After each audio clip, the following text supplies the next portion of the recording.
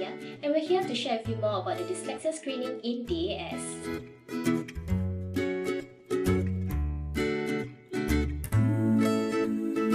Before we get straight to the parts of the screening, maybe we can talk a little bit about the concepts of dyslexia before you bring your child in for the screening. So what is dyslexia, Ashkin? Well, dyslexia is a brain-based language learning difficulty that affects a person's ability to actually read, to spell, as well as to write. So this means that a person will have difficulty in terms of recognizing familiar words. Oh, that's right. So they will have difficulty recognizing familiar words. And so if, let's say, this week we teach a child the word achieve, and the child actually is able to understand and learn the word achieve, but maybe next week the child might not be able to remember that word anymore, and they might ask you, what does the word mean, or how do I spell it, and subsequently they might not remember it the weeks after as well. Yeah, I totally agree. And you know, our students, they really need to be taught explicitly. So this means that, you know, when you want to read a word, the word has to be broken down into the individual sounds for them to actually blend them together, and eventually they get to read it fluently as well as independently. Right. So let's take, for example, the word bench. Okay, we don't expect the student to just read it immediately. No. So what we have to do would be to break it down into the individual sounds. So we have the letter B that makes B, E that makes E, and then we blend them together, it comes bear. And then we have the letter N, which makes N, ben, and then we have Ch. And together it is the word bench. So that's how they actually read the words. Right. So when they have difficulties breaking the sounds down of words, and when they're having difficulty reading and spelling, that's when we know that they might have an issue with maybe dyslexia or a specific learning difference. So moving on, I think one of the most important questions that parents actually have would be this: can dyslexia actually be cured? Actually, dyslexia is not an illness or something that can be treated or cured. It is a lifelong condition, but it's definitely something that can be overcome with early intervention. So, developmental speech and language impairment can also affect a child's social conditions. So it's not necessarily just them struggling in school, it could also them having difficulties making friends, hanging out with their peers. So, best way to help them would be early intervention. DAS, we provide psychological assessments that assess intellectual functioning, literacy skills, as well as knowledgeable processing skills, and many more. So how old does a child have to be diagnosed with dyslexia? Well, to be diagnosed, a child has to be 6 years old of age. Yeah, and in DAS, we provide psychological assessments for individuals aged from 6 years old all the way till they reach adulthood. Preschoolers aged 6 years old may go through an assessment at the DAS after receiving 6 months intervention from an early literacy intervention program that emphasizes on phonics and literacy.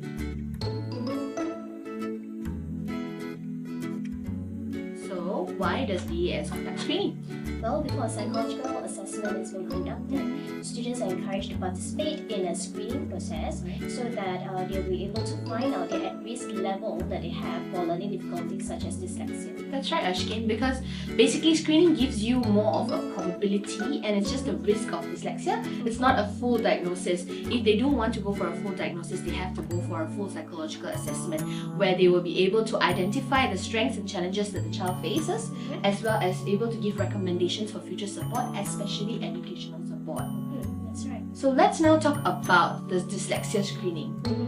Well, for primary school students, they will actually participate in this screening, in which it will assess different components. Okay, so it's a computerized fun game format. Right. Okay, so the components that we assess will be phonics decoding, you have auditory, sequential memory, phonological processing, as well as visual verbal integration memory, respectively.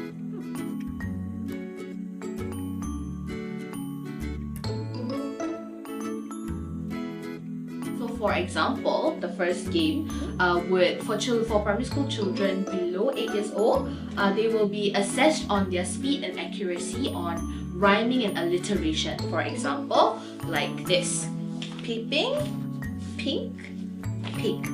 Okay, alright.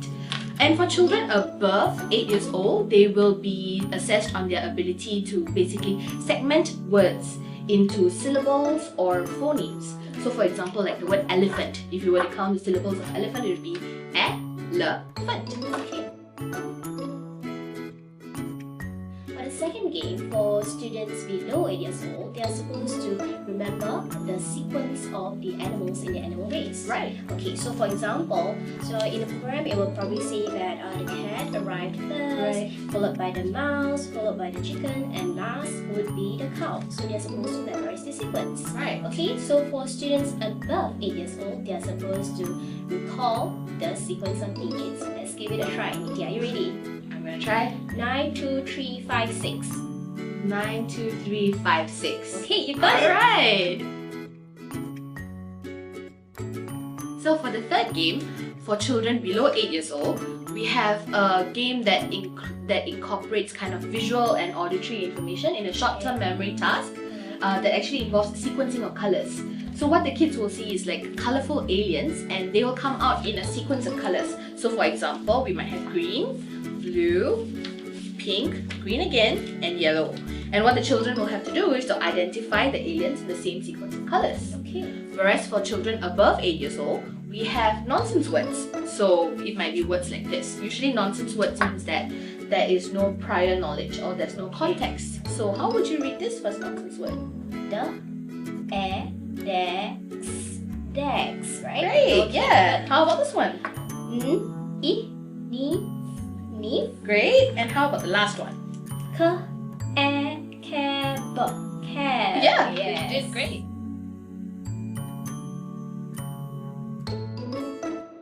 So this computerized screening actually take about 20 to 30 minutes depending on the child's capabilities. Now the question is, how do the results look like? Let's see. Oh, here it is. Alright, here you go. So the results are presented in a really easy to see format, as well as they also have the probability of whether the child has dyslexia or not. Okay. So the color zone actually provide a rather quick at a glance indication of the child's severity of difficulties. And the report has 4 main colors. Okay. So if there is green, it means that the child does not have significant literacy difficulties. Okay. And if there's orange, it means it's a borderline literacy difficulties. Pink means moderate, Right. and red means that the child is experiencing really severe literacy difficulties. Right.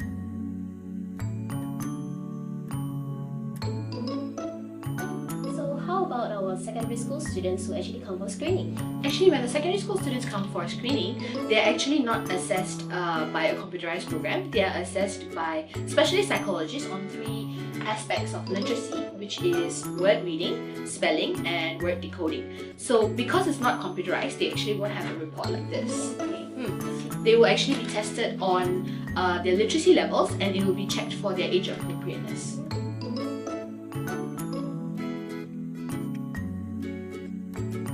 The results from the primary and secondary school screenings will be shared with the parents after the child has finished the screening. Okay, and primary school parents will actually receive a printout of the results. So what will happen next would be they'll be going to a private corner with the concluder, and then they'll be reading the results. So it will indicate the severity of the difficulties that they have. It could be low, moderate, high, very high.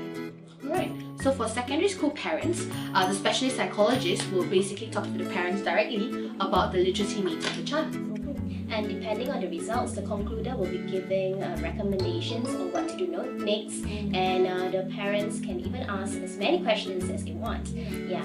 So one of the recommendations would be to actually go for a formal psychological assessment to determine or confirm whether the child has dyslexia or not. Right. So an assessment will actually help the child along with their specialist intervention, and it will help them along with their educational journey.